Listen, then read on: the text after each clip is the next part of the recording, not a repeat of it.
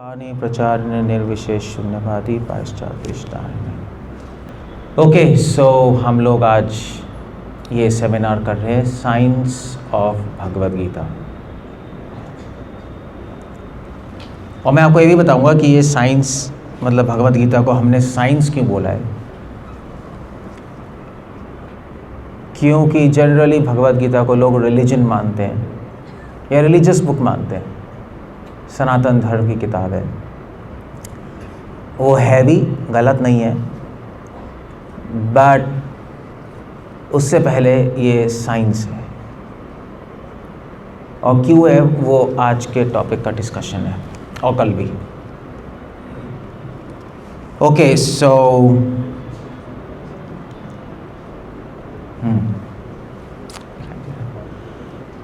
भगवद गीता पे आने से पहले हमें ये समझना पड़ेगा कि वेद क्या है, क्योंकि भगवद गीता का रूट, उसकी जड़, भगवद गीता की जड़ वेदों में ही है। सो 4 वेद है, ऋग, यजुर, साम, अथर्ववेद। जनरली लोगों को नहीं पता होता, वेद तो सुने होते हैं बट 4 वेद हैं और किताबें भी होती हैं इन वेदों की, वो देखी नहीं है लोगों ने। जनरली आइडिया है कुछ, मगर इन वेदों में है क्या उसका आइडिया नहीं है किसी को। जनरली हमें स्कूल में पढ़ाया गया है कि जो वेद हैं उनके अंदर कोई इंग्लिश में कह सकते हैं कुछ मिथोलॉजिकल चीज़ें हैं। वरुण, इंद्र, अग्नि, उनकी प्रशंसा है, प्रेज है, हिम्स हैं, वह इतना ही है, बस वेद ही है। बट एक्चुअली ऐसा नहीं है, क्योंकि आज अभी इसी वक्त पूरे वर्ल्ड में बहुत सारे लोग वेदों पे रिसर्च कर रहे हैं। और बहुत सारे, मतलब इंडिया में ही नहीं, बाहर भी, मेरे कई फ्रेंड्स हैं इंडिया में और बाहर भी, और वो लोग इस कंक्लूजन पे आ रहे हैं कि वेदों की नॉलेज बहुत डीप है। सिर्फ ऐसा नहीं है इंद्र, वरुण, अग्नि, चंद्र इनके ही प्रशंसा है, वह इतने में लिमिटेड नहीं है वेद। सो जनरली अगर हम 4 वेद देखेंगे तो 4 वेद हैं अथर्व, ऋग, साम, यजुर, अथर्व, ऐसे चलता है। तो इसमें क्या है, ऋग वेद में लॉज है। ऋग शब्द आता है ऋग धातु से, ऋग मतलब देखना। तो जो वेद मतलब नॉलेज, जो किताबें, जो ज्ञान हमें देखना सिखाए। क्या देखना? रियलिटी, वास्तविकता। जैसे साइंस होती है, फिजिक्स इस संसार को देखते हैं, फिजिसिस्ट देखते हैं टेलीस्कोप से, और ऐसे भी देखते हैं और फिजिकल लॉज ढूंढते हैं, नहीं, gravitational laws, electromagnetic laws, nuclear laws. So Rigveda में लॉज बताए, फिजिकल एंड स्पिरिचुअल लॉज। इस संसार के कुछ नियम है। और ऋग धातु से ऋषि भी आता है। ऋषि वो होते हैं जो देख सकते हैं वास्तविकता। जैसे साइंटिस्ट ब्रह्मांड को समझ सकते हैं, डॉक्टर शरीर के अंदर देख सकता है अपने ज्ञान से, एक मैकेनिक बिना कार को खोले उसके अंदर देख सकता है, समझ सकता है क्या है। उसी प्रकार ऋग्वेद में फिजिकल और स्पिरिचुअल लॉज है। मतलब और उसके बाद सामवेद है। सामवेद के अंदर लॉ मेकर के बारे में। साम मतलब होता है सॉन्ग्स। बाइबल में आप पढ़ेंगे साम्स आता है, psalms of King Solomon. English में भी साम कहते हैं, PSALM। उसका मतलब होता है प्रेयर्स, ग्लोरिफिकेशन। ये लॉस किसने बनाए हैं? सृष्टि किसने की है? Big bang? ज़रूरी नहीं है। बिग बैंग एक थ्योरी है, मगर असली में सृष्टि बिग बैंग से हुई या नहीं हुई किसी को नहीं पता अभी। मगर क्वेश्चन ये है कि अगर हुई भी है बिग बैंग से, तो बिग बैंग कहाँ से आया है?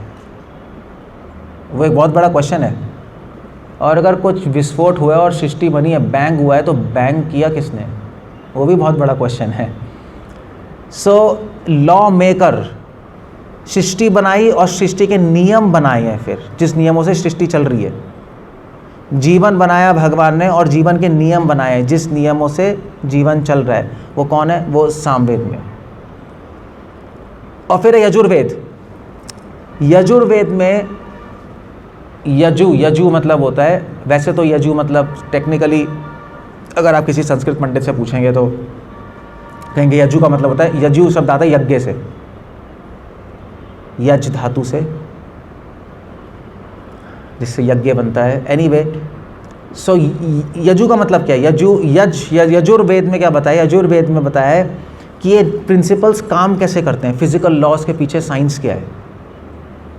आप देख लो कितनी साइंटिफिक बुक्स हैं ये।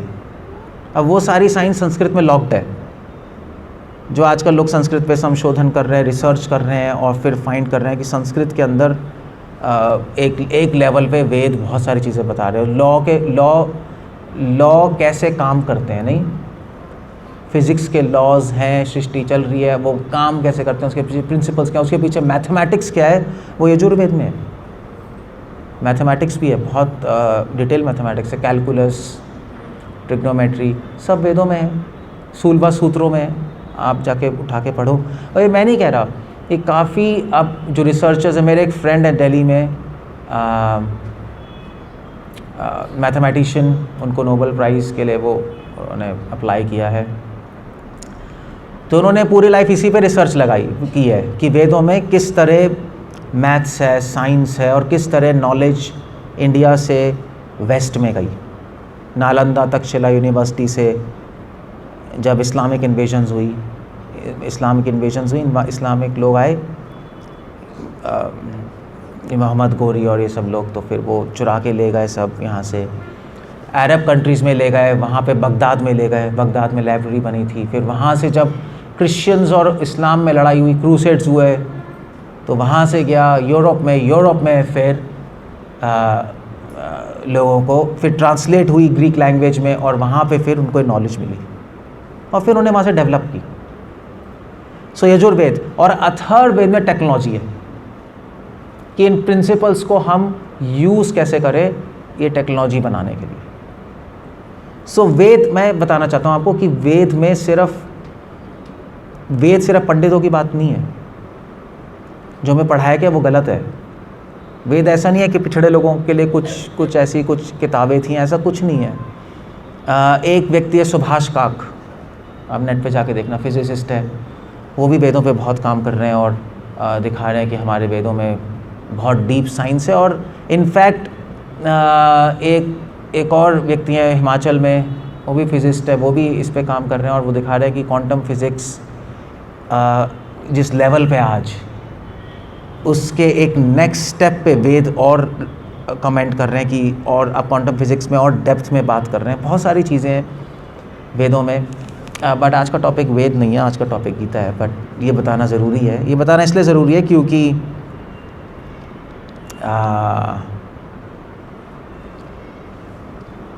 वो इसलिए बताना ज़रूरी है क्योंकि अब आपको लगेगा हम वेद पढ़ें, मतलब एटलीस्ट देखना तो चाहिए। बट प्रॉब्लम ये है कि वेद को पढ़ने के लिए हाँ, ये स्लाइड मिस हो गई। वेद को पढ़ने के लिए वैदिक संस्कृत सीखनी पड़ेगी आपको। स्कूल में जो संस्कृत पढ़ाई जाती है वो ऑर्डिनरी लौकिक संस्कृत है, वैदिक संस्कृत बिल्कुल अलग होती है। लौकिक संस्कृत को सीखने के लिए आपको 12 साल लगते हैं, वैदिक संस्कृत को सीखने के लिए 12 साल और लगेंगे। सो आप पढ़ सकते हो, आप ट्रांसलेटेड भी पढ़ सकते हो गूगल पे तो आजकल, मगर ट्रांसलेटेड में आपको कुछ समझ नहीं आएगा। वो ट्रांसलेटेड वो तो वेस्टर्न ट्रांसलेशंस हैं पहले की, और उसमें आपको कुछ समझ नहीं आएगा क्या चल रहा है, वो उल्टे ऊटपटांगी लगेंगे वेद। बट वैदिक संस्कृत सीखने के लिए आपको 6 सब्जेक्ट सीखने पड़ेंगे, जो यहाँ पर है 1 2 3 4 5 6, और वो है निरुक्त मतलब संस्कृत डिक्शनरी। आप पढ़ोगे तो डिक्शनरी भी तो चाहिए उस वर्ड्स के मीनिंग को बताने के लिए। फिर शिक्षा कि उन श्लोकों को बोलना कैसे है, जैसे ये ऋग्वेद का पहला ये ऋग्वेद का पहला वो है सूक्त, ये पहला वो है सूक्त। ऋग्वेद का पहला सूक्त है अग्नि सूक्त। अग्निमीले पुरोहितम यज्ञस्य और तो शिक्षा इसको कहते हैं, बोलना कैसे है। और फिर व्याकरणम, ग्रामर तो आनी चाहिए, आप संस्कृत पढ़ोगे कैसे, आप समझोगे कैसे ये सब जो लिखा हुआ है। फिर ज्योतिष, किस समय वेद पढ़ना है किस समय नहीं पढ़ना, वो भी बहुत इम्पोर्टेंट है। और फिर ज्योतिष कल्प, कल्प मतलब होता है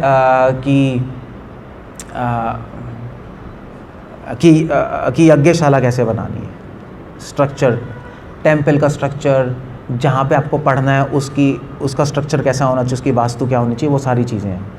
और फिर छंद, छंद मतलब इस श्लोक को ब्रेक कैसे करना है, ये जो इतनी बड़ी लाइन है इसको तोड़ना कहाँ है, इसको बीच में कहाँ तोड़ना है, कहाँ तोड़ना है, उससे मीनिंग चेंज होते हैं। सो ये 6 सब्जेक्ट आपको पढ़ने पड़ेंगे।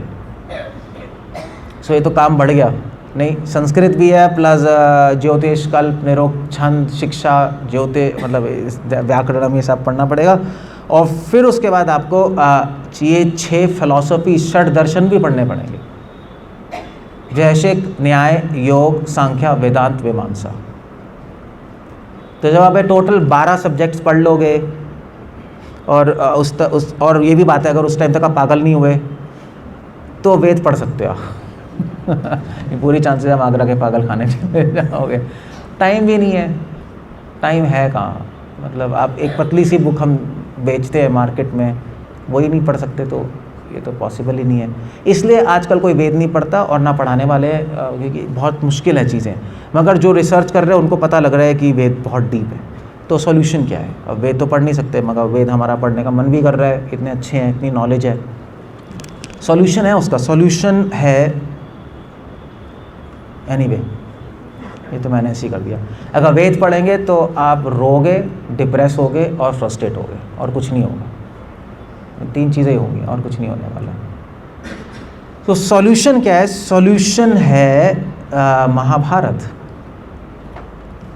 व्यासदेव जी ने महाभारत की रचना की, और व्यासदेव ने मतलब 1 लाख श्लोक है महाभारत में, जो हमारे पास पृथ्वी पर अवेलेबल है, देवताओं के पास और हैं ऊपर के रीजन्स में। बट ये जो इंग्लिश में मैंने लिखा है, ये श्लोक है व्यासदेव जी ने इंग्लिश में ट्रांसलेट किया है। व्यासदेव जी लिख रहे हैं यहाँ पर कि जो भी वेदों में है वो महाभारत में है, और जो वेदों में नहीं है वो भी महाभारत में है। ये बहुत अच्छा श्लोक है, महाभारत में ही व्यासदेव जी ने लिखा है। सो व्यासदेव जी जिन्होंने स्वयं ने इन वेदों को डिवाइड किया, लिखा, मतलब लिखा नहीं, मतलब ट्रांसक्राइब किया है। ट्रांसलेट समझते हैं? पहले वेद सुनते थे लोग, श्रौत परंपरा थी, श्रुति, फिर उन्होंने लिख दिया, क्योंकि उन्होंने देखा कि मेमोरी कम है तो लिख दिया। अब तो दिमाग भी कम है, तो वो तो प्रोजेक्ट फेल हो गया, तो उन्होंने कहा ये तो फेल प्रोजेक्ट हो गया, तो इसलिए उन्होंने महाभारत लिखी कि चलो वो तो नहीं पढ़ सकते। महाभारत की संस्कृत बहुत ईजी है, आपको कोई शिक्षा कल्प व्याकरण ज्योतिष निरोक्त ये सब पढ़ने की ज़रूरत नहीं है, आपको 6 फिलॉसफी पढ़ने की ज़रूरत नहीं है, आपको सीधा 9th क्लास की संस्कृत सीखनी है, पढ़ना शुरू कर दो, कोई प्रॉब्लम नहीं है। बहुत ईजी लिख दी उन्होंने, 1 लाख श्लोक लिख दिए, और उन्होंने उनका वो कह रहे हैं कि भाई मैंने सारे वेदों की नॉलेज रख दी है, जो वेदों में नहीं है वो भी रख दिया है, इसलिए जो अच्छे से पढ़ेगा उसको सब समझ आ जाएगा। बट 1 लाख श्लोक कौन पढ़ेगा? वो भी बहुत ज़्यादा है 1 लाख श्लोक। एक मतलब आपने अगर ओरिजिनल महाभारत देखोगे ना 1 लाख श्लोक वाली, मतलब गीता प्रेस की नहीं, जो इतनी सी मिलती है जिसमें 1 लाख श्लोक हैं, वो मतलब कम से कम यहाँ से लेके और पूरी वॉल्यूम चलती रहेंगी वहाँ तक भर जाएगी पूरी वॉल्यूम। आप देख के बेहोश हो जाओगे। सो क्या सॉल्यूशन है फिर? ये भी नहीं पढ़ सकते हम। इसीलिए व्यासदेव जी ने महाभारत के अंदर ही भगवत गीता इंक्लूड की। भगवत गीता महाभारत के भीष्म पर्व के चैप्टर 23 से लेके 40 तक 18 चैप्टर्स।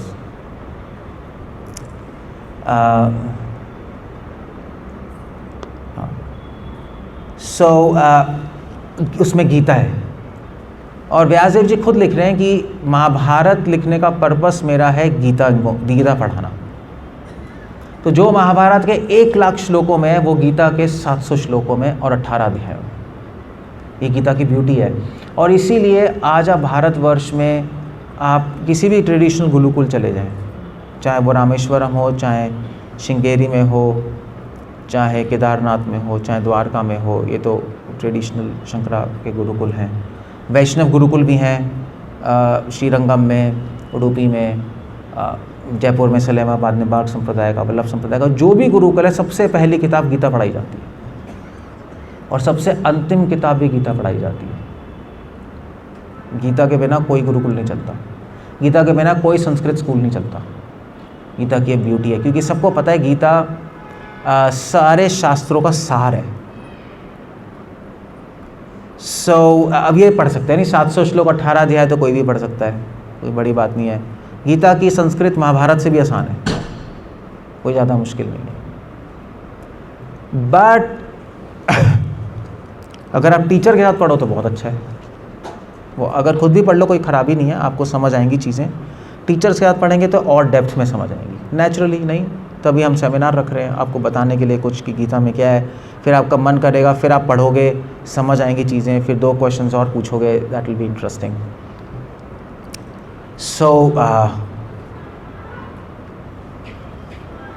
गीता इतनी इम्पॉर्टेंट है कि सिर्फ भारतीय लोगों ने नहीं, बाहर के लोगों ने भी गीता को बहुत प्रेस किया है। और सिर्फ फिलोसोफर्स ही नहीं, फिलोसोफर्स, पोएट्स, मिशनरीज जो इंडिया में आए थे, ब्रिटिश मिशनरीज, डॉक्टर्स, जिसने भी पढ़ी है गीता उसने गीता को प्रेस किया है। इसका मतलब क्या है? इसका मतलब है गीता कोई धार्मिक बुक तो होगी नहीं। अगर धार्मिक बुक होती तो फिर बाहर के लोग प्रेस नहीं करते, वो तो सब क्रिश्चियन धर्म के हैं। मगर जब उन्होंने गीता पढ़ी उन्होंने कहा कि ये तो धर्म नज़र नहीं आ रहा, ये तो साइंस नज़र आ रही है, लाइफ की science, spiritual science, even material science. So Aldous Huxley इन्होंने प्रेस किया है, most systematic statement in spiritual evolution, Aldous Huxley, Aldous Coakley, Henry David Thoreau, William Humboldt, ये बाहर के लोग हैं, एल्बर्ट श्वाइजर, हरमैन हीस, ये तो बाहर के लोग हैं। हमारे वेदों ने खुद भगवत गीता की प्रेस की है, वेदों में ही भगवत गीता की प्रेस है। ऐसा कोई शास्त्र नहीं, ऐसा कोई पुराण नहीं जिसमें भगवत गीता की प्रशंसा नहीं है। 18 पुराण है, सारे पुराणों में कोई ना कोई चैप्टर मिल जाएगा को भगवत गीता की प्रशंसा के लिए। वेद है, वेदों में आपको मिल जाएगा। अथर्ववेद में लिखा है, ये तो इंग्लिश में, हिंदी में लिखा हुआ है, आप पढ़ सकते हो। अथर्ववेद में लिखा है कि जो कहता है कि मुझे सब कुछ आता है मगर गीता नहीं जानता वो मूर्ख है। अगर कोई कहता है कि मैं मोक्ष प्राप्त करूंगा बिना गीता के ज्ञान तो वो महामूर्ख है। बिना गीता के ज्ञान के आपका जप, तप, पूजा, यज्ञ सब कुछ फेल है, आपके फेस्टिवल सब कुछ फेल है। ये अथर्ववेद में लिखा है ये मैं नहीं कह रहा। ये भगवान कह रहे हैं, ये बराह पुराण में लिखा है, भगवान अर्जुन को कह रहे हैं कि गीता मेरा परम ज्ञान है, मेरी सबसे बेस्ट नॉलेज है गीता। गीता सारे शास्त्रों का सार है। अलग अलग पुराणों में चर्चा है, पद्म पुराण, अग्नि पुराण, हरिवंश पुराण। ये तो मैंने कुछ एग्जाम्पल्स ही दिए। आप कोई भी पुराण उठा लो, लाइब्रेरी में जाके आप इंडेक्स देखो, गीता के लिए चैप्टर मिल जाएगा आपको। ऐसा कोई पुराण नहीं है, ऐसा कोई वेद नहीं जिसमें गीता का चैप्टर नहीं है, ऐसा कोई तंत्र शास्त्र नहीं जिसमें गीता की प्रशंसा नहीं है। तभी तो सब लोग गीता पढ़ते हैं, तभी तो लोग गीता लेके हाथ में घूमते हैं कि हमारी किताब है बट दुर्भाग्य की बात है कि गीता पढ़ी नहीं किसी ने आज तक। लोग कहते हैं हमें पता है, टीवी पे सुनी है, 2-3 श्लोक ही पता है, कर्मण्यवादे का रस्ते, धर्म संस्थापनार्थाय, बस इतना ही है। बट एग्जैक्टली किसी ने पढ़ी नहीं गीता। सो एनीवे, इस सेमिनार के बाद आज और कल मेरी रिक्वेस्ट ये रहेगी कि आप लोग गीता ले लीजिएगा। अगर नहीं है, गीता प्रेस की गीता की बात नहीं कर रहा मैं, हम जो इस्कॉन में यथारूप मिलती है उसमें कमेंट्रीज, जैसे मैं एक्सप्लेन कर रहा हूँ उसमें एक्सप्लेनेशंस हैं साइंटिफिक। और मेरी रिक्वेस्ट ये है कि मरने से पहले एक बार पढ़ लीजिएगा, एक बार, वैसे तो बार बार पढ़नी चाहिए, मगर मरने से पहले एक बार पढ़ लीजिएगा, वरना आप बहुत कुछ मिस कर जाएंगे लाइफ में। और सिर्फ रीडिंग कर देनी है, उसमें कोई बड़ी बात नहीं, एक बार रीडिंग ही दे दो।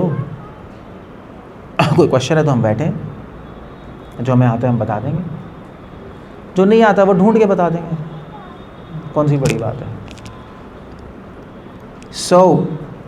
गीता के इतने सारे नाम हैं शास्त्रों में, कितने 19 है 17 है, मैं भूल गया, काउंट करके बताए, 17 नाम है गीता के। कोई किताब ही नहीं है दुनिया में जिसके 17 नाम है। ये अब मैंने खुद नहीं बना रखे हैं, ये शास्त्रों में ही दिए 17 नाम गीता के, अलग अलग शास्त्रों में, जो हम साथ में ले आए हैं। गीता को गंगा कहते हैं, सावित्री कहते हैं, सीता कहते हैं। गंगा इसलिए कहते हैं क्योंकि वो 3, जैसे गंगा त्रिलोकी को पावन करती है, उसी प्रकार गीता भी त्रिलोक को पावन करती है। गीता की नॉलेज, शंकराचार्य जी ने बोला है, गीता सुगीता कर्तव्य के मन्य शास्त्र विस्तरय, या स्वयं पद्मनाभस्य मुख पद्माद विनिसृता। जो गीता पढ़ेगा, अगर आप गीता पढ़ लोगे, गीता सुगीता कर्तव्य कि मन्य शास्त्र विस्तरय, तो और कोई शास्त्र पढ़ने की ज़रूरत ही क्या है जिसने गीता पढ़ ली। कहने का मतलब नहीं कि हम और शास्त्र नहीं पढ़ते, कहने का मतलब यह है कि अगर गीता पढ़ ली तो सारे शास्त्र आपको अपने आप समझ आने लगेंगे। गीता के ये आँखों से आप देखोगे तो सारे शास्त्र बहुत ईजी नज़र आएंगे। गीता के अगर आपने प्रिंसिपल समझ लिए, गीता आपके फाउंडेशन बनाती है। इसलिए शंकराचार्य कह रहे हैं फिर और शास्त्र पढ़ने की क्या ज़रूरत है, क्योंकि प्रिंसिपल्स तो क्लियर हो गए, फाउंडेशन क्लियर हो गया। आप दुनिया की कोई भी किताब उठा के पढ़ लो, आपको समझ आने लगेगी, आध्यात्मिक किताब। ओके, अब ये आता है कि गीता में स्पेशल क्या है ऐसा, क्योंकि सारे फिलोसोफर्स, सारे लोग और वेद पुराण सब गीता की प्रशंसा कर रहे हैं। ऐसा क्या है गीता के अंदर? वेल, गीता एक साइंटिफिक बुक है, वो आज का सेमिनार है, साइंटिफिक बुक है। अब साइंस कैसे है, वो एक बहुत बड़ा क्वेश्चन है। तो मैं आपको दिखाऊंगा एग्जाम्पल से कि साइंटिफिक बुक है और साइंस कैसे है। बट उससे पहले ओके, गीता एक साइंटिफिक बुक है। क्यों है साइंटिफिक बुक? आप पूछेंगे गीता को आप साइंस क्यों कह रहे हैं? गीता में तो धर्म की चर्चा है, जैसा हमने सुना है, जैसा आप लोगों ने सुना है। बट जिसने गीता पढ़ी है उसको पता है कि गीता में क्या है। जिसने नहीं पढ़ी वो कहते हैं धर्म है, हिंदू धर्म और ये धर्म वो धर्म, वो फिर बातें चलती हैं। धर्म है मगर उस तरह से नहीं जिस तरह से आप सोचते हो, क्योंकि धर्म की परिभाषा भी एक अलग, गीता में धर्म की परिभाषा अलग है, हमारे माइंड में धर्म की परिभाषा अलग है। हमारे माइंड में धर्म एक हिंदू धर्म, कुछ लोग जो कि मंदिर जाते हैं और सनातन पद्धति का पालन करते हैं। बट गीता में धर्म की डेफिनेशन भी अलग है। सो इसलिए गीता को हम साइंटिफिक बुक बोलते हैं, क्योंकि गीता साइंस क्यों है? क्योंकि साइंस क्या होती है? साइंस होती है, साइंस में 3 चीज़ें। आपने वैसे बचपन में सुना होगा, साइंस मतलब ऑब्जर्वेशन, सुना है ना? ऑब्जर्वेशन, ऑब्जर्व करो, फिर हाइपोथेसिस, फिर एक्सपेरिमेंट और फिर थ्योरी। ये पहले की डेफिनेशन है, आजकल साइंस की डेफिनेशन चेंज हो गई। साइंस क्योंकि आजकल एक्सपेरिमेंट आप नहीं कर सकते हर चीज़ के लिए, क्योंकि आजकल हम सृष्टि को समझ रहे हैं, आजकल हम एटम को समझ रहे हैं। आप सृष्टि में जो समझ रहे हैं उसको एक्सपेरिमेंट नहीं कर सकते, आपको लेबोरेटरी में उठा के नहीं ला सकते आप। ब्लैक होल क्या है? ब्लैक होल सुना है सबने? ब्लैक होल तो सुना होगा, आया था ब्लैक होल।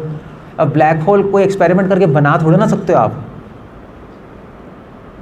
अब साइंस, अब मैथमेटिक्स से समझ सकते हो, फिजिक्स से समझ सकते हो। तो साइंस की परिभाषा आ जाए कि कुछ भी आप लॉजिकली समझ सकते हो और उसको जो भी आपने समझा है उसको अगर आप रिपीट कर सकते हो। आपने एक थ्योरी बनाई, उससे समझा है, और फिर आपने दूसरी चीज़ समझी है उसी थ्योरी से, तो आपको वही समझ आ जाएगा। रिपीट मतलब वो आपका लॉजिक रिपीटेबल है। और प्रिडिक्ट कर सकते हो आप अपनी थ्योरी से कि अगर ये गैलेक्सी इतनी स्पीड से चल रही है तो वो गैलेक्सी भी इतनी स्पीड से चलेगी। आप, मेरी थ्योरी है, मेरी कैलकुलेशन है, आप लगाओगे तो वही आ जाएगा। तो साइंस ये हो गई है, लॉजिकल, रिपीटेबिलिटी और प्रिडिक्टेबिलिटी। मतलब किसी भी चीज़ में अगर कोई तर्क है, तर्क, लॉजिक, रीज़न है, किसी भी चीज़ में अगर रीज़न है, किसी भी चीज़ को आप बार बार रिपीट करो तो रिज़ल्ट वही आता है, और आप प्रिडिक्ट कर सकते हो कि मेरी थ्योरी से मैं कहता हूँ कि ऐसा होगा और वैसा हो गया तो थ्योरी ठीक है, ख़त्म हो गया, इसको साइंस कहते हैं। सो गीता में भी ऐसा ही है। जैसे उदाहरण के लिए एक एग्जांपल देता हूँ मैं, जैसे मोड्स ऑफ नेचर है, गीता में मोड्स ऑफ नेचर की बात की है, रजोगुण, तमोगुण और सुना होगा आपने, सतोगुण, रजोगुण, तमोगुण। ये तो तमोगुण मतलब ये है क्या, ये चीज़ क्या है, रजोगुण, तमोगुण, सतोगुण? बहुत अच्छी क्लासिफिकेशन है ये। रजोगुण, तमोगुण, सतोगुण ये साइंस है जो कि बताएगी कि आपकी चेतना कैसे काम कर रही है, आपकी चेतना, आपका मन कैसे काम कर रहा है। इस संसार, भगवान कृष्णा गीता में कह रहे हैं कि संसार की हर चीज़ आपके मन पे एक प्रभाव डालती है। ये तो ठीक है, ये तो मानते हो ना, हर चीज़ प्रभाव डालेगी, हर चीज़ डालेगी प्रभाव। खाना, जैसे उदाहरण के लिए खाना, तो हर खाने का मन पे एक प्रभाव है। ऑल्दो आज के समाज में मन पे क्या प्रभाव है उसका कोई मतलब नहीं बनता, आजकल किसी को लेना देना नहीं है। आप कोई भी प्रोडक्ट खरीदो तो उसमें क्या लिखा होता है, पीछे आप देखोगे प्रोटीन, कार्बोहाइड्रेट, है नहीं, और क्या होता है, protein, carbohydrate, vitamin, minerals, preservatives, मगर उसमें नहीं होता माइंड, वो नहीं होगा, मगर एक्चुअली वो बहुत इंपॉर्टेंट है। गीता कह रही है क्योंकि उसका प्रभाव मन पे पड़ेगा। आप शराब पियोगे तो शराब में आप विटामिन, मिनरल्स देख सकते हो, बट मेन चीज़ क्या है शराब की, आपके माइंड पे क्या इफेक्ट पड़ रहा है। आपको नींद आएगी, चक्कर आएंगे, है नहीं। अगर आप शहद पी लोगे प्योर, एक बॉटल, आपको चक्कर आने लगेंगे। ऐसे खाने का मन पे प्रभाव है। तो जो खाना तमोगुण में होता है वो खाना खाने से आपको नींद आएगी, आप आलस्य आएगा, जैसे शराब उसका डायरेक्ट मन पे प्रभाव है। जो खाना रजोगुण में है उसको खाने से आपको गुस्सा आएगा, जैसे मीट, गीता कह रही है रजोगुण में आप खाओगे तो गुस्सा आएगा। या ज़्यादा मिर्च मसाले की चीज़ें खाओगे आप तो गुस्सा आएगा आपको। फिर लोग हमसे आके कहते हैं स्वामी जी हमें गुस्सा बढ़ाता है, क्या करें, क्या करेंगे, जैसा अन्न वैसा मन। अब आप पटियाला में रेडी वाले के पास जाके मोमो चोमो खाओगे मिर्च मसाले वाले, तो गुस्सा आएगा ही आएगा, वो दुनिया की कोई ताकत नहीं रोक सकती, क्योंकि ये साइंस है, ऐसा होगा। चाहे आप कर लो, चाहे ABCD कर ले, साइंस मतलब रिपीटेबल है नहीं। वही मोमो आप किसी को खिलाओगे सेम इफेक्ट आएगा, दूसरे को खिलाओगे उस पर भी सेम इफेक्ट आएगा, तीसरे पे सेम इफेक्ट आएगा, तो वो साइंस है, इस खाने की प्रॉपर्टी है ऐसी। उसको कहते हैं रजोगुण।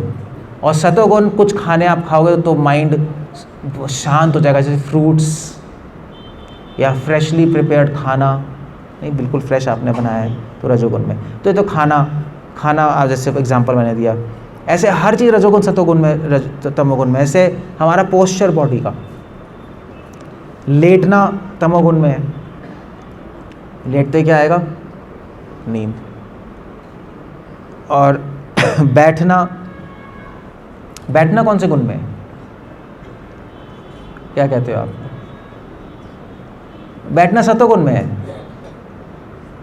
क्योंकि बैठने आप आराम से, मन शांत है और आप सुन सकते हो, है नहीं, समझ सकते हो। अभी समझ रहे हो ना, बैठे हो ना सब। अगर सब खड़े हो जाएंगे तो समझ नहीं आएगा, फिर हम कहेंगे बैठ जाओ भाई बैठ जाओ। खड़ा होना रजोगुण में, खड़े होके माइंड एक्टिव हो जाएगा, माइंड को सिग्नल जाएंगे कहीं जाना है, कुछ करना है, क्योंकि खड़ा हो गया मैं। तो पोस्चर बहुत इफेक्ट करता है आपके कॉन्शियस में, आप किस गुण में ट्रैवल कर रहे हो। तो साइंस बहुत अच्छी है, साइंटिफिक है। अगर आपको ये साइंस पता है तो आप पता लगा सकते हो कि मेरे पोस्चर, मेरे फूड, मेरा इन्वायरमेंट, मेरा सब कुछ है, सब कुछ, मेरा सोफ़ा, मेरी किचन, मेरा घर, मेरे फ्रेंड्स, मेरी कंपनी कौन से गुण में चल रही है, तमो रजो सतो गुण में, और उसका इफेक्ट क्या है, इफेक्ट मैंने बता दिया एक लाइन में। तो गीता में सब कुछ डिस्कस्ड है, और कृष्णा कह रहे हैं कि सतोगुण की चीज़ें लो और रजोतमोगुण की चीज़ें छोड़ते जाओ, उससे माइंड पीसफुल और हैप्पी होता जाएगा। इसको कहते हैं लाइफस्टाइल चेंज। सुना है? आजकल कहते हैं लाइफस्टाइल चेंज करो। ऑफ कोर्स जो मॉडर्न लाइफस्टाइल चेंज करने वाले हैं, लाइफस्टाइल कोचेस होते हैं, वो तो इसकी बात करेंगे, super foods, super minerals, vitamins, but mind की बात कोई नहीं करता। सो कितनी अच्छी साइंस है ये। मतलब अगर आप सही से समझो तो साइंस लगेगी। अगर आप पंडितों से सुनोगे रजोगुण, तमोगुण, सतोगुण, बेटा सतोगुण में आओ, वो कुछ समझ नहीं आएगा, वो तो फिर ट्रैश है, कूड़ा है वो। सो बट अगर साइंटिफिक तरीके से समझोगे तो साइंस नज़र आएगी। तो इतना है। और दूसरी बात यह है कि गीता में ये भी एक पहले मैं बता दूं, गीता डिस्कस करने से पहले गीता के अंदर प्रिंसिपल्स हैं, डिटेल्स नहीं है। छोटी बुक है, हर चीज़ डिटेल में तो एक्सप्लेन नहीं कर सकते, मगर प्रिंसिपल्स बता सकते हैं। प्रिंसिपल्स मतलब कैसे कहेंगे, सिद्धांत कह सकते हो, बेसिक कॉन्सेप्ट्स कह सकते हो, कॉन्सेप्ट्स हैं। ऐसा नहीं है कि पूरा डिटेल में आपको बता देंगे हर चीज़। जैसे उदाहरण के लिए ये गीता का चैप्टर है 16 चैप्टर, पहला, दूसरा, तीसरा श्लोक।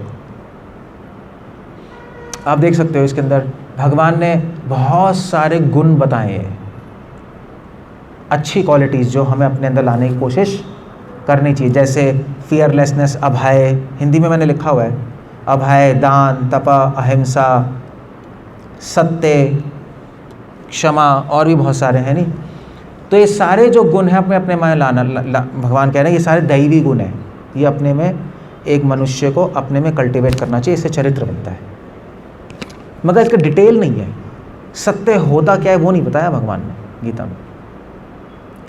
कितना बोलना चाहिए, कहाँ बोलना चाहिए, कहाँ झूठ भी सत्य बन जाता है, वो डिटेल्स है। या क्षमा, कहाँ क्षमा करना चाहिए, कहाँ दंड देना चाहिए। हर व्यक्ति को क्षमा तो कर नहीं सकते। अगर माँ अपने बच्चे को क्षमा ही करती रहे तो वो तो बिगड़ जाएगा। तो क्षमा की सीमाएं क्या हैं, कहाँ तक क्षमा जा सकती है, कहाँ तक नहीं जानी चाहिए, तो डिटेल्स हैं, ये गीता में नहीं है, प्रिंसिपल्स हैं। समझ गए? ये डिटेल्स पे धर्मशास्त्रों में है। सो ये समझना बहुत ज़रूरी है, क्योंकि आप गीता पढ़ेंगे तो आपको डिटेल्स मिलेंगी नहीं, आप कहोगे इसमें तो दिया नहीं, प्रिंसिपल्स हैं हर चीज़ के।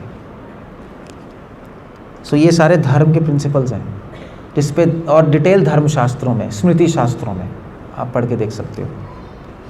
ओके, ये कहने के बाद अब मैं टॉपिक पे आता हूँ, the science of Bhagavad Gita. So आज मैं कुछ बताऊँगा, कल उससे ज़्यादा बताऊँगा, बट आप ध्यान से सुनोगे तो समझ आएंगी चीज़ें आपको। तो गीता में सोशल साइंस है। सो वो कैसे मैं बताऊंगा, मगर सोशल साइंस का मतलब क्या है पहले आपको समझना चाहिए। जिस तरह से मॉडर्न साइंस समझती है सोशल साइंस को, उस तरह से गीता नहीं समझती। मॉडर्न एंगल में तो सोसाइटी की डेफिनेशन अलग है, बट वैदिक एंगल में सोसाइटी की डेफिनेशन अलग है और ज़्यादा कंप्लीट है। तो गीता क्या है, गीता है सोशल साइंस में ये 6 चीज़ें आती हैं। किसी भी सोसाइटी को, किसी भी समाज को बनाने के लिए 6 चीज़ें चाहिए, कहने का मतलब है ये सब गीता के अंदर है। अब आप देख रहे हो गीता के अंदर मतलब आपके दिमाग में होगा गीता के अंदर बस ये है कि पंडित और घंटी और जो भी आप सोचते हो, पता नहीं क्या सोचते हो, बट समाज की व्यवस्था कैसे करनी है, बनाना कैसे, किसी सोसाइटी का स्ट्रक्चर कैसा होना चाहिए, वो गीता में है। और उसमें 6 चीज़ें हैं, आपको समझना पड़ेगा। धर्म क्या है, मतलब मॉरलिटी, नीति क्या है, पॉलिटिकल साइंस, पॉलिसीज़, और उसके बाद धर्म और नीति को कैसे हम सोसाइटी में फंक्शनल करें। मतलब धर्म और नीति तो हमने समझ ली, मगर सोसाइटी में अप्लाई कैसे करेंगे, उसके लिए 4 सब्जेक्ट्स हैं, स्थापत्य वेद, आयुर्वेद, धनुर्वेद, गंधर्ववेद। कहने का मतलब है कि अगर मुझे किसी समाज में सिखाना है भी धार्मिक बनो, मतलब अच्छे बनो, धर्म मतलब अच्छे गुण लाओ अपने में, चरित्र बनाओ, नीति मतलब पॉलिसीज़ हमने कुछ बनाई, जैसे कॉन्स्टिट्यूशन होता है, उसको नीति कहते हैं, कुछ बनाएंगे ना समाज के लिए, रूल्स आपने बना दिया, मगर अगर लोग शांति से बैठे ही नहीं तो सीखेंगे क्या? कुछ पालन ही नहीं करेगा कोई। वैसे मैं आपको सिखा रहा हूँ अभी कुछ गीता, मगर पंखे की तो ज़रूरत है ना, एसी की भी ज़रूरत है, लाइट की भी ज़रूरत है। ऑफ कोर्स गीता सीखने के लिए लाइट को कुछ लेना देना नहीं है गीता से, पंखे को कुछ लेना देना नहीं है, आप पेड़ के नीचे बैठ के भी सुनते हो, मगर आप कर नहीं पाओगे ऐसा। पेड़ के नीचे आप बैठोगे, मक्खी काटेगी, मक्खी तो नहीं काटती मक्खी भी काट सकती है, मच्छर काटेंगे, मक्खी होगी यार, क्या डिस्टर्ब हो रहे हैं। सो जो 4 स्थापत्य, आयुर्वेद, धनुर्वेद, गंधर्ववेद, ये मन को शांत बनाते हैं कि इससे हम धर्म और नीति समझ पाएँ, उसको फॉलो कर पाएँ और फिर सोसाइटी चल सके।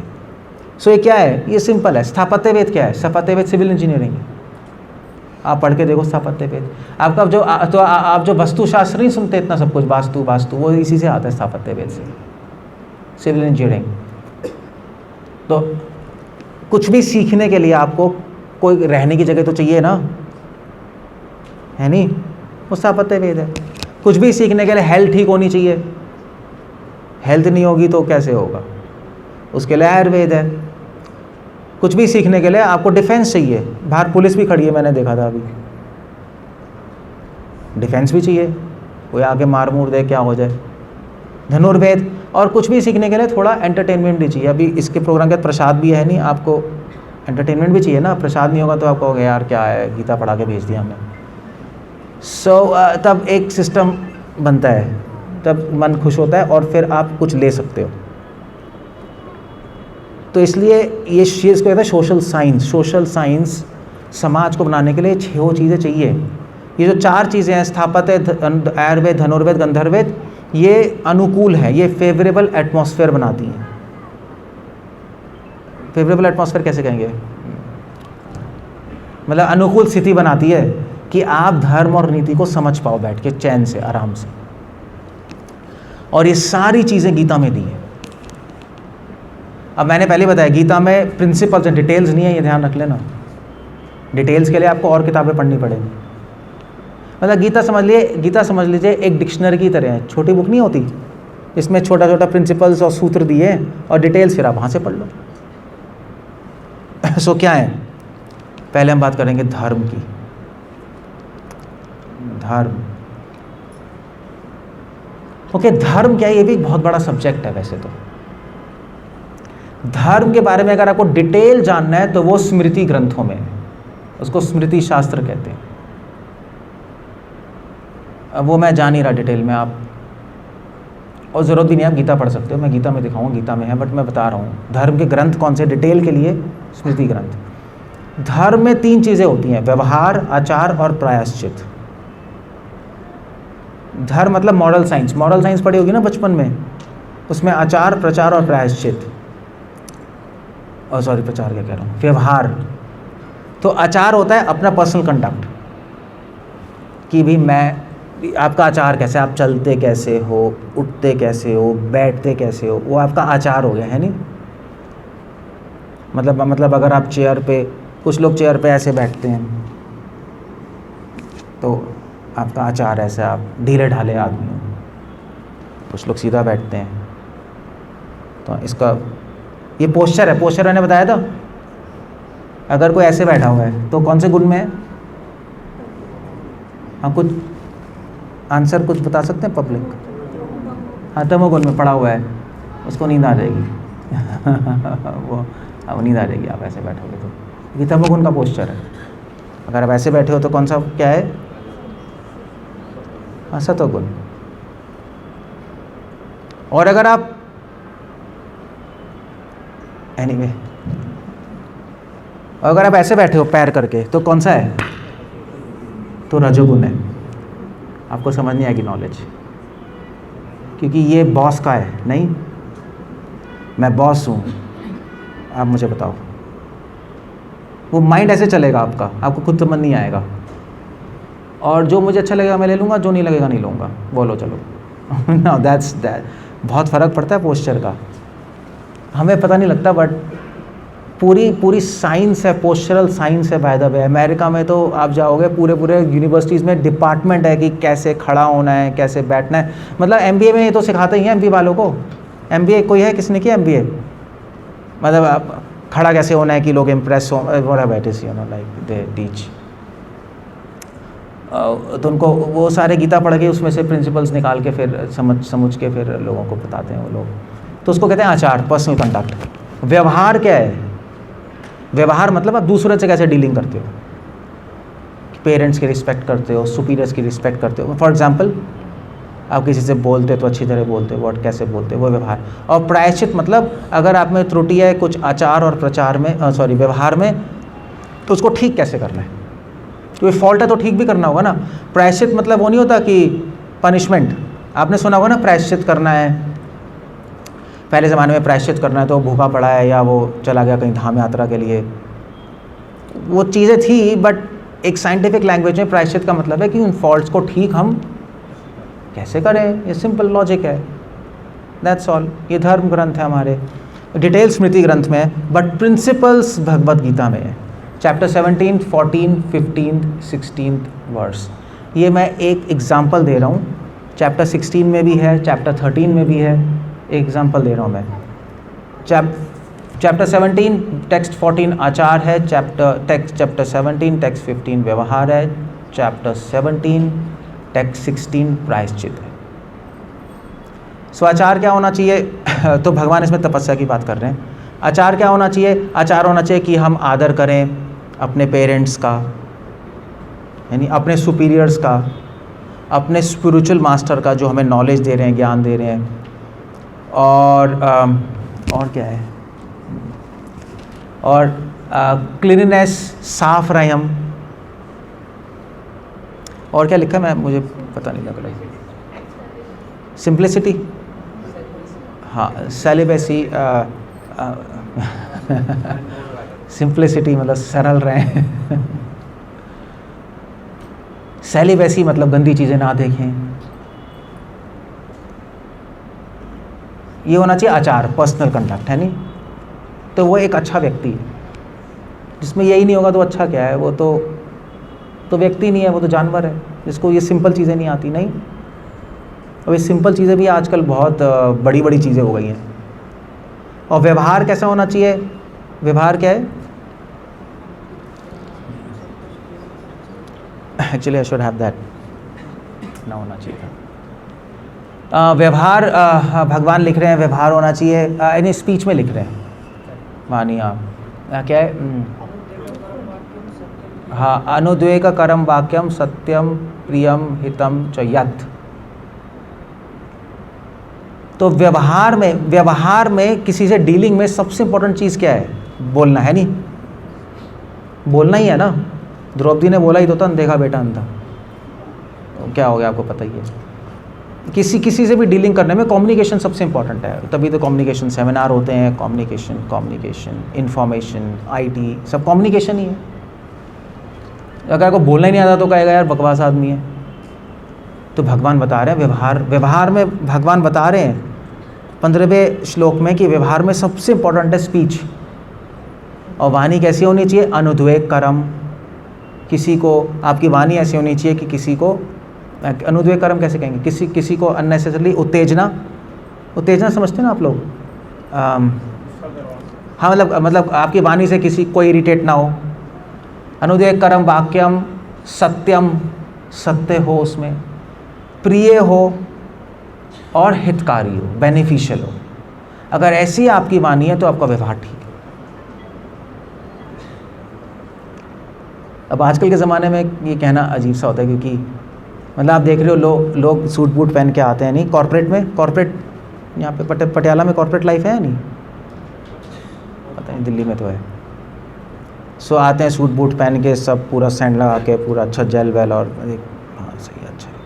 जब बोलेगा तो माँ बहन की गाली।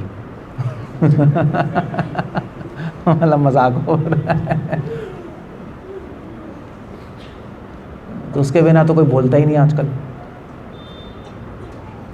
तो उसका व्यवहार नीच व्यवहार है, चाहे उसका जो एक्सटर्नल जो क्या कहते हैं उसका अटायर कैसे कहेंगे, एक्सटर्नल वेशभूषा उसकी एक जेंटलमैन लग रही है, आपको लगेगा इसका व्यवहार अच्छा है, बट एक्चुअली भगवान की दृष्टि में उसका व्यवहार नीच है, क्योंकि व्यवहार बोली से देखा जाता है। तो बहुत अच्छा श्लोक है 15th।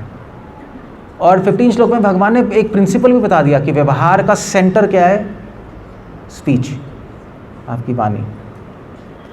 आचार का सेंटर क्या है, आचार का मेन फाउंडेशन क्या है, रिस्पेक्ट। जिसके लाइफ में रिस्पेक्ट नहीं है दूसरों के लिए, उसका आचार बेकार है। और प्रायश्चित मतलब अगर कोई फॉल्ट होती है तो ठीक कैसे करें, तो भगवान बता रहे हैं प्रायश्चित मन से होता है। कभी कोई गलती आपके आचार व्यवहार में, तो माइंड में, अगर आपके माइंड में आपको देखना पड़ेगा कहीं वहाँ पे फॉल्ट है, आपके आइडियाज़ कुछ गलत है।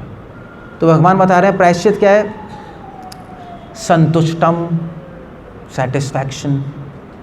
हमारा आचार और व्यवहार गलत तभी होता है जब हम संतुष्ट नहीं होते हैं, नहीं, तभी तो गुस्सा करते हैं, तभी तो गाली वाली देते हैं, तभी आदर नहीं करते, हम खुद ही संतुष्ट नहीं है। संतुष्ट, उसके बाद क्या है,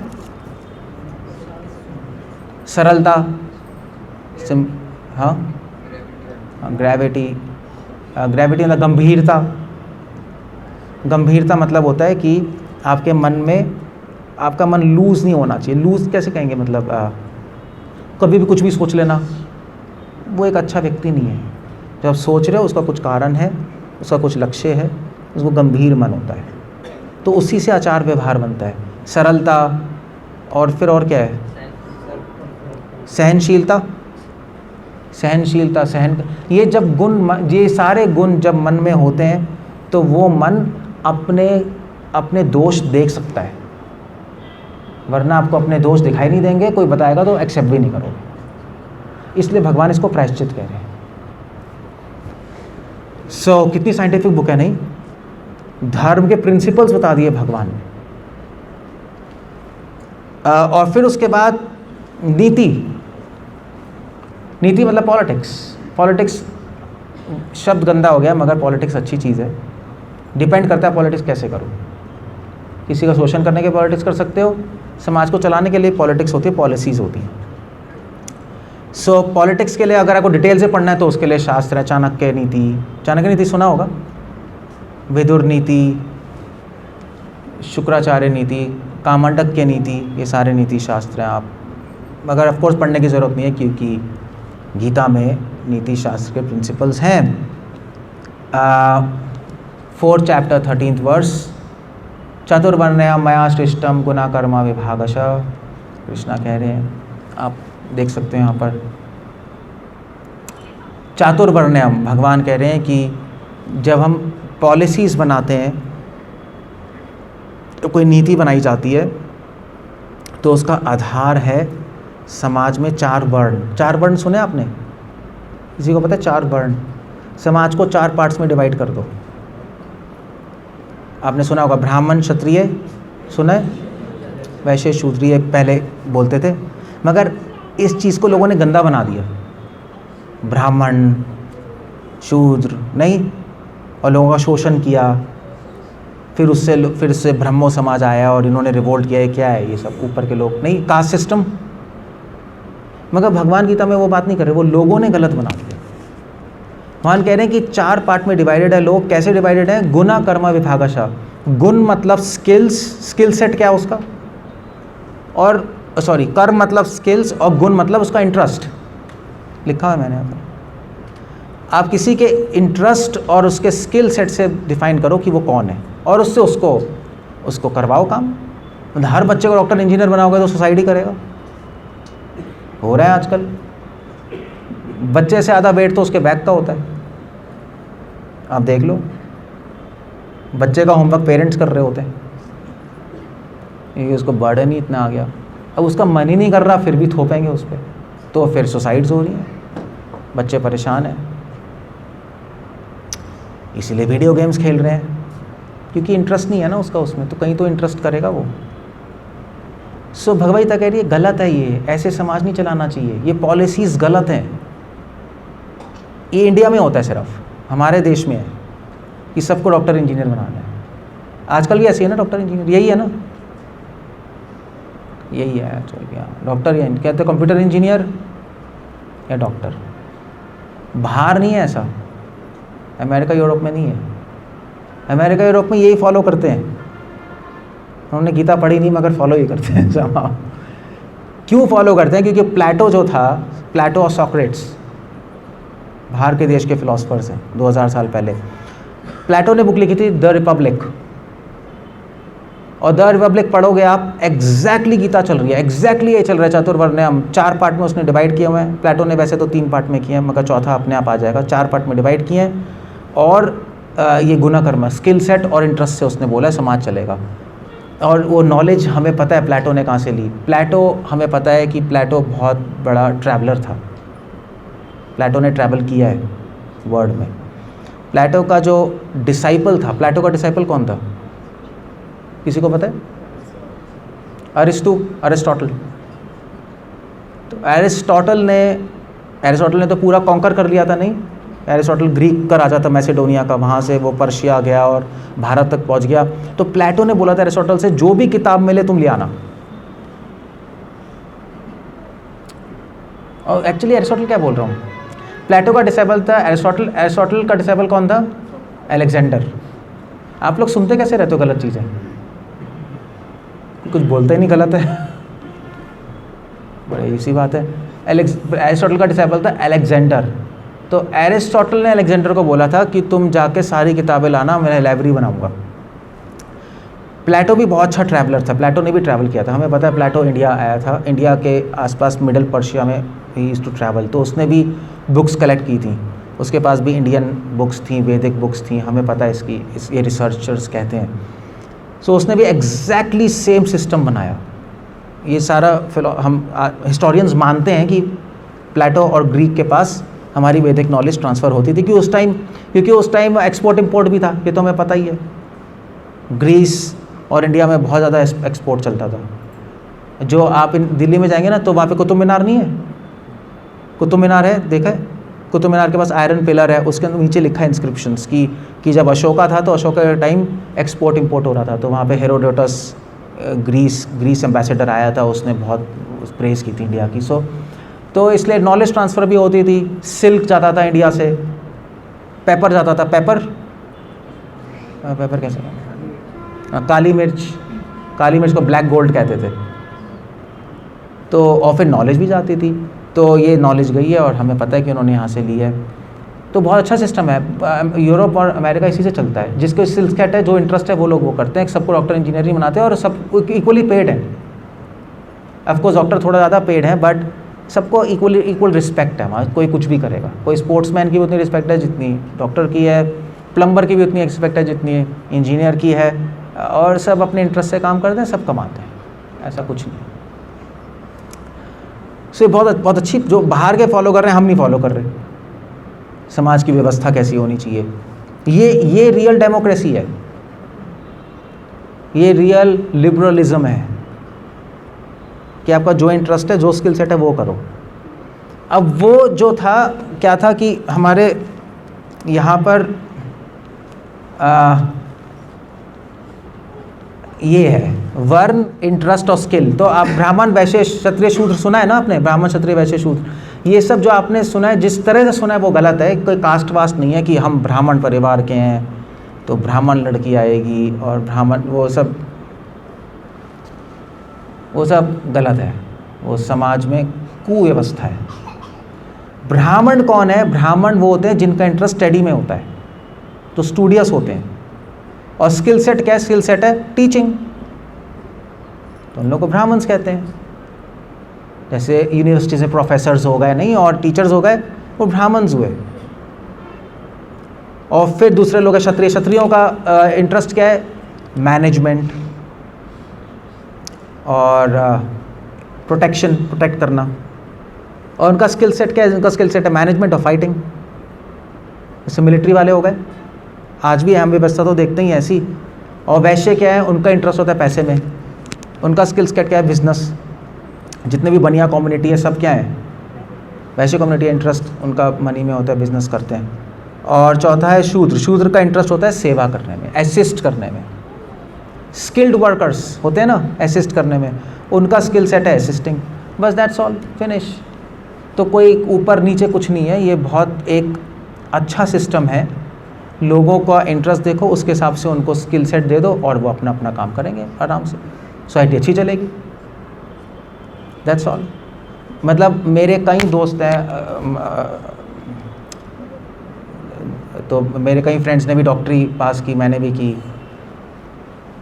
और मेरे कई फ्रेंड्स हैं जिन्होंने मेरे साथ MBBS पास की। और उसके बाद एक मेरा फ्रेंड था प्रतीक गहलोत, उसने टॉप किया था हमारे कॉलेज में, मतलब मेरे साथ ही। और फिर बाद में MBBS के बाद मैंने पूछा 6 महीने बाद क्या कर रहा है यार, कहते हैं हलवाई की दुकान में बैठा हूँ भाई। मैंने क्या हो गया तुझे, तो टॉपर है, कहते इसमें ज़्यादा कमाई होती है। और मेरा मन वैसे पापा ने धक्के से घुसा दिया था, और आराम से बनाओ खाओ बेचो, है बैठा है वो। एक और मेरा फ्रेंड था अशोक जैन, वो भी दिल्ली में है, वो ठीक था मतलब वो तो, बट मैंने उससे पूछा क्या कर रहा है, तो कहते ब्यूटी पार्लर खोल के बैठा हूँ, मेरी भाई भी है, मैं भी, आराम से चल रहा है। आप देख रहे हो, अगर आपको इंटरेस्ट नहीं होगा तो फिर आप कर भी नहीं पाओगे वो चीज़, ऐसी धक्के से चलेगी, फ्रस्ट्रेट होगे जो कर रहे होगे, तो फ़ायदा ही क्या फिर उसका प्रोफेशन का। तो सामाजिक व्यवस्था गलत है ये, तो ये गीता में बोला है, मैं नहीं कह रहा, ये गीता की नॉलेज है, ये मेरी नहीं है ये। आप जाके पढ़ लेना, आप जाके श्लोक पढ़ लेना 4.13 उठा के, आपको पता लग जाएगा। इसको कहते हैं नीति। नीति, कोई भी पॉलिसी, कोई भी पॉलिटिक्स का आधार ये है कि समाज को डिवाइड करो 4 पार्ट्स में, उनका इंटरेस्ट देखो और उस तरह से उनका स्किल सेट दो और उस तरह से एंगेज करो, तो समाज अच्छा चलेगा। वरना लोग डिस्टर्ब होंगे, पागल होंगे, फ्रस्ट्रेट होंगे, कुछ भी नहीं कर पाएंगे लाइफ में, एक दूसरे को मारेंगे। ओके, सो दैट्स व्हाट नीति। स्थापत्य वेद, स्थापत्य वेद सिविल इंजीनियरिंग, उसके प्रिंसिपल है गीता के अंदर, 14 चैप्टर 16th वर्स। तत्र सत्वम निर्मलत्वात् प्रकाशकम अनामयम, ये 3 शब्द मैंने यहाँ पे लिख दिए हैं आपके लिए बाय द वे, निर्मल, प्रकाश, अनामयम, जो श्लोक में आ रहे हैं। किसी भी बिल्डिंग को बनाने के लिए, कोई भी वास्तुशास्त्र पढ़ लो, कोई भी किताब है, उसका फाउंडेशन प्रिंसिपल ये है, 3 चीज़ें चाहिए किसी भी बिल्डिंग में, किसी भी स्पेस में। वो जगह क्या होनी चाहिए? निर्मल होनी चाहिए। निर्मल मतलब समझते हैं आप लोग? निर्मल मतलब क्या है? ये बहुत बड़े बड़े कॉन्सेप्ट्स हैं, मगर निर्मल मतलब होता है कैसे कहेंगे, हाँ, साफ़ सुथरा बेसिकली। जैसे ये हॉल साफ़ सुथरा होनी चाहिए, मतलब आपका बैठने का मन नहीं करेगा। निर्मल का वैसे एक और मतलब है, साफ़ सुथरा होना चाहिए और चीज़ें सही जगह पे पड़ी होनी चाहिए, यानी वो भी तो निर्मल हो गया। मान लीजिए चेयर एक यहाँ पड़ी है, एक वहाँ पड़ी है, वहाँ पड़ी, तो गंदा ही लगेगा ना। तो एक ऑर्डरली फैशन में, एक ऑर्डर को भी निर्मल कहते हैं। तो बिल्डिंग एक ऑर्डरली फैशन में होनी चाहिए और साफ़ सुथरी होनी चाहिए। जैसे रूम में रेक्टेंगल है, अगर रूम टेढ़ा मेढ़ा होता है ऐसे ऐसे, तो आप ये तो क्या चल रहा है। सो निर्मल मतलब उस बिल्डिंग की ज्योमेट्री कैसी है, स्ट्रक्चर कैसा है, समझ गए? वास्तुशास्त्र में इंपॉर्टेंट है। और प्रकाशकम, उस बिल्डिंग के अंदर एयर और सनलाइट कितनी आ रही है। तो वास्तुशास्त्र में ये तो देखते हैं क्या पोजीशन होनी चाहिए, साउथ होना चाहिए, ईस्ट होना चाहिए, फेसिंग क्या होना चाहिए गेट का, ये सब यही है।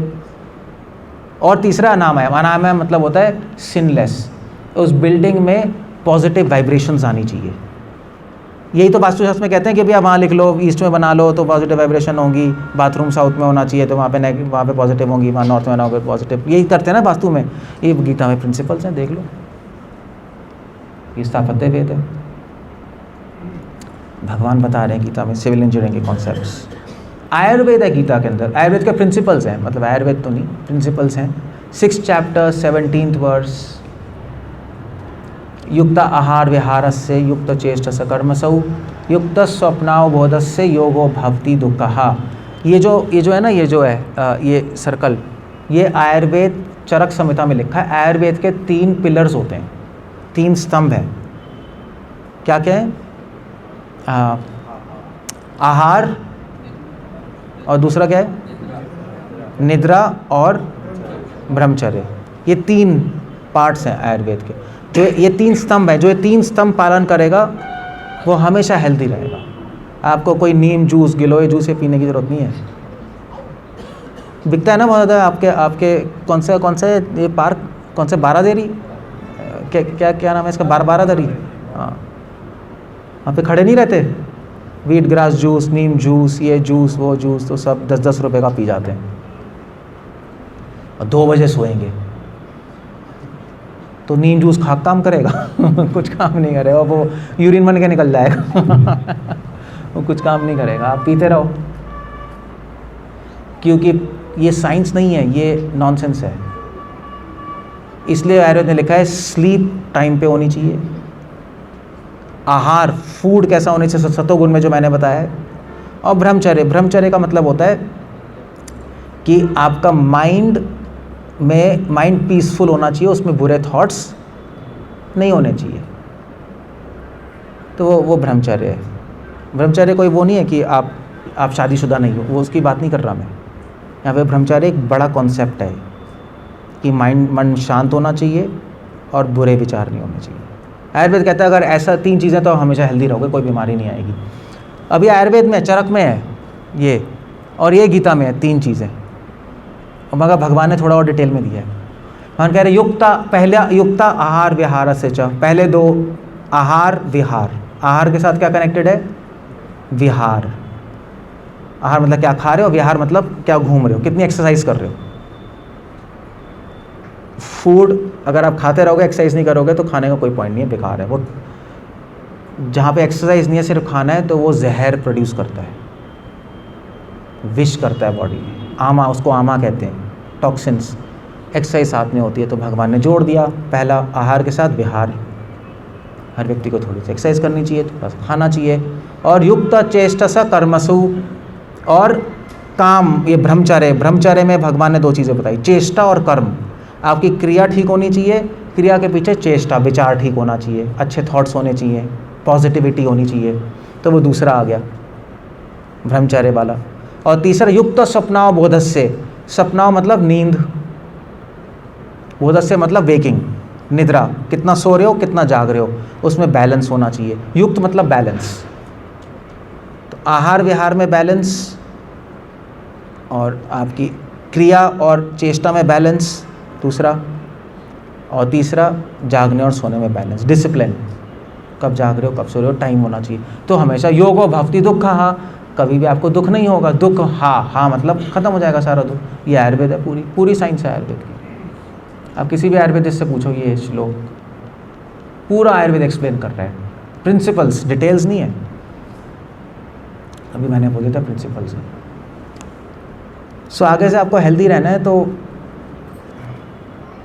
ये फॉलो करना है। आप ज़रूरी नहीं है आप पैसे खर्च करते रहो सुपर फूड में, और वो सुपर फूड भी नहीं होता बाय द वे। जो आप सुपर फूड खरीदते हो ना, वो बाहर के देशों में जानवरों को खिलाते हैं, और जो बाहर सुपर फूड बिकता है वो यहाँ पे जानवरों को खिलाते हैं बस ये ऐसे है। अमेरिका गया तो अमेरिका में वो चीज़ मिलती है, किनवा पता है आपको, कुछ होता है किनवा। तो वहाँ पे कहा प्रभु जी आपके लिए स्पेशल। मैंने कहा भाई ये क्या है, ये तो ऊँटों को खिलाते हैं राजस्थान में ये तो सुपर फूड है ठीक है। यहाँ पे इंडिया में कोई अमेरिका से आया, अमेरिका से मुझे उसने कुछ दिया सुपर फूड।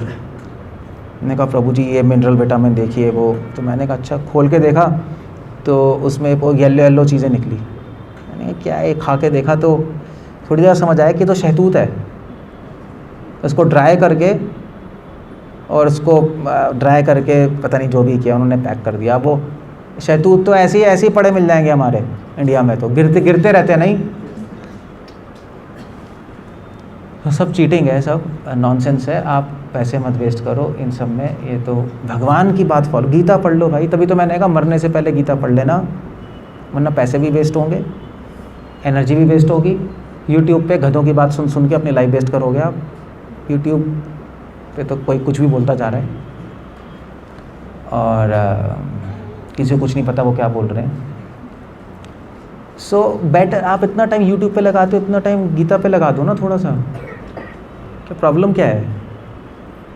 प्रॉब्लम है तो बताओ, हम सॉल्व कर देते हैं। आप गीता खरीद लो, रखो अपने पास, 2 गीता खरीद लो, 3 गीता खरीद लो, एक क्यों खरीदनी? एक आप अपने बेडरूम में रख लो, एक ड्राइंग रूम में रख लो, एक ऑफिस में रख लो, एक गाड़ी में रख लो, कभी तो को पढ़ोगे।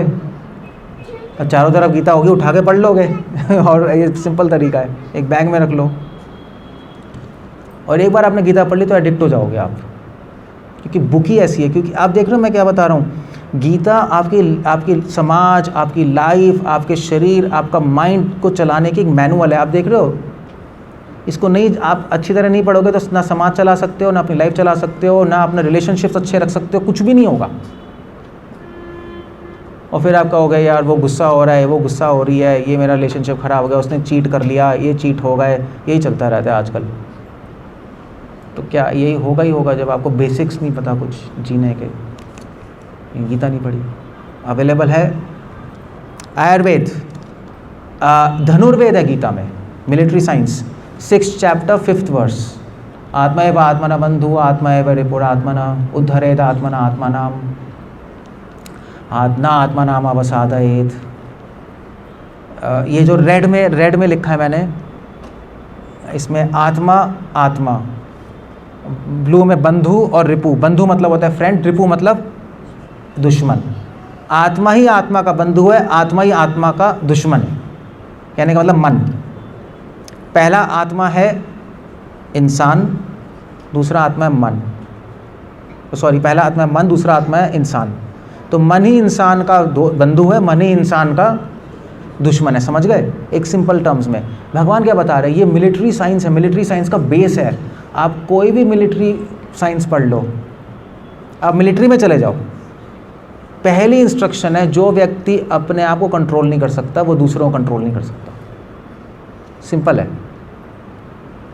जो व्यक्ति जिसका अपने आप पे कंट्रोल नहीं है वो दुश्मन को मार नहीं सकता। आप कोई भी कुंफू ट्रेनिंग ले लो, कोई भी निंजा ट्रेनिंग ले लो, सब मेडिटेशन सिखाते नहीं सिखाते? निंजा को मेडिटेशन नहीं सिखाते थे, आपने देखा है ना निंजा। आप कुंफू सीख लो, मेडिटेशन सिखाते हैं, क्यों? क्योंकि जिसका माइंड पे कंट्रोल नहीं है वो दुश्मन को नहीं मार सकता, तो दूसरे को कैसे कंट्रोल कर लेगा? तो मिलिट्री साइंस का एक प्रिंसिपल है बहुत बड़ा। इसलिए किस लिए, अब चलो इंडियन मिलिट्री में तो मुझे नहीं पता क्या होता है, मगर आप कोरियन मिलिट्री देखो, चाइनीज़ मिलिट्री देखो, मेडिटेशन कराते हैं सबको, माइंड कंट्रोल करना सिखाते हैं। बहुत अच्छा प्रिंसिपल है मिलिट्री साइंस का। एक तो चलो एक बात ये है, दूसरी बात इस श्लोक के अंदर बहुत सारी चीज़ें छुपी हुई हैं। अभी मैं कह रहा था कि अगर आपको संस्कृत आती है तो बहुत कुछ, संस्कृत तो चलो अब तो नहीं आ सकती, आप ख़त्म हो गई है एज आपकी, अब नहीं सीख सकते आप, मगर कोई ज़रूरत भी नहीं है। आप गीता, तभी मैं कह रहा हूँ, आप अगर इस्कॉन की गीता लेके पढ़ोगे तो उसमें जो एक्सप्लेनेशन है उसमें सब एक्सप्लेन्ड है। गीता प्रेस की उसमें श्लोक लिखा होता है ना, समझ नहीं आता फिर यार ये कितना मुश्किल, क्या कुछ भी नहीं है। इसमें एक और बात है, आत्मा ही आत्मा का दोस्त है, आत्मा ही आत्मा का दुश्मन है। आत्मा मतलब अपना, आत्मा का एक मतलब होता है आत्मीय, आत्मीय मतलब होता है अपना, है नहीं?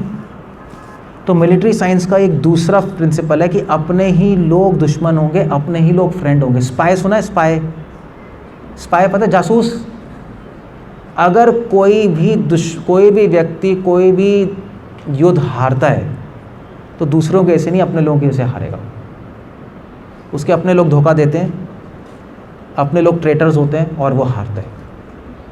इसलिए मिलिट्री साइंस में बहुत इंपॉर्टेंट है कि अपने लोगों का कॉन्फिडेंस बना के रखें और उनका एंथुसियाज्म को जोश बना के रखें, क्योंकि अपने लोग ही ट्रेटर बनेंगे। Okay, military science. गंधर्ववेद है गीता के अंदर। गंधर्ववेद मतलब डांस, म्यूजिक, आर्ट्स, लिंग्विस्टिक्स। ये तो एग्जाम्पल दे रहा हूँ मैं, 2nd chapter 29th वर्स, बहुत सुंदर वर्स है, सुनने में ही आपको लगेगा म्यूजिकल।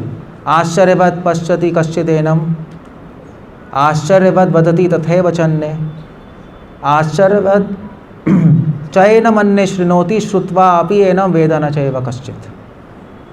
अच्छा अलग लग रहा है ना, आश्चर्य आश्चर्य आश्चर्य, 3 बार लिखा है मैंने, 3 बार आश्चर्य आ रहा है। फिर उसके बाद पश्यति, वदति, और क्या है, शृणोति, श्रुत्वा, ये सारे तो इसको बोलते हैं अलंकार।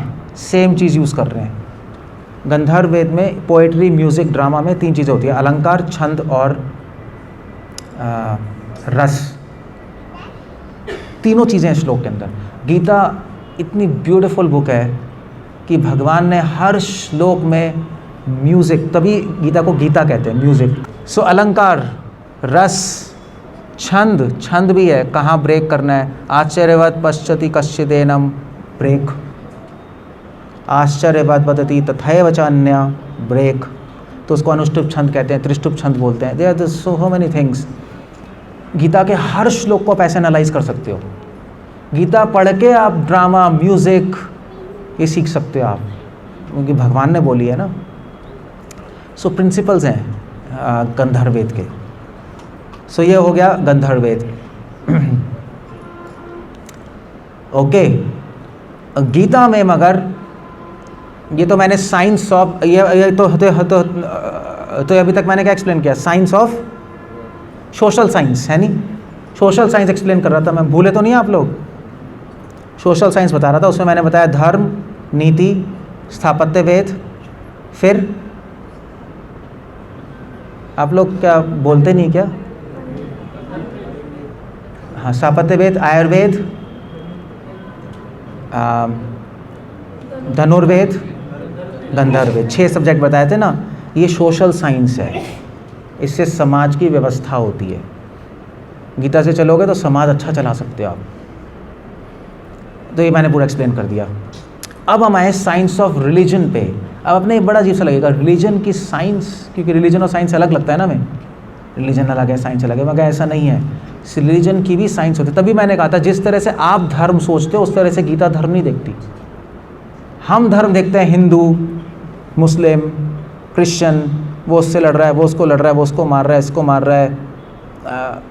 आजकल तो बहुत चल रहा है ना हिंदू धर्म, और हमारे हिंदू भाई बहन बहुत एक्साइटेड हैं कि हम हिंदू हैं, बट उनको पता ही नहीं धर्म क्या है। सो धर्म एग्जैक्टली है क्या, उसकी साइंस क्या है, डेफिनेशन क्या है धर्म की, वो सब गीता में दी है। और अगर हम धर्म की डेफिनेशन समझेंगे, उसकी साइंस समझेंगे, तब इस संसार में कुछ शांति हो सकती है। तब हम लड़ेंगे नहीं, क्योंकि ना हमें पता है धर्म की परिभाषा, ना हमारे मुस्लिम भाइयों को पता है। अगर भाइयों बोल दूँ, मैं बोल दूँ क्या? नहीं, ठीक है। और ना हमारे क्रिश्चियन भाइयों को पता है, किसी को पता ही नहीं, सब अपनी किताब लेके घूम रहे हैं। सो फिर लड़ेंगे और क्या करेंगे। सो अगर विश्व शांति लानी है तो धर्म की परिभाषा पता होनी चाहिए, धर्म की साइंस पता होनी चाहिए, जो गीता में है। और वो चीज़ मैं आपको कल बताऊंगा, आज नहीं बताऊंगा। Science of religion, science of philosophy Gita में है, साइंस ऑफ साइंस भी गीता में है, साइंस ऑफ कल्चर, संस्कृति की साइंस क्या है वो भी गीता के अंदर है, साइंस ऑफ माइंड गीता में है, वो कहाँ है क्या है मैं बताऊंगा गीता में क्या है, साइंस ऑफ कॉन्शियसनेस गीता में है, साइंस ऑफ लाइफ गीता में है, वो कैसे कैसे गीता कहाँ कहाँ श्लोकों में क्या क्या बता रही है वो हम कल डिस्कस करेंगे।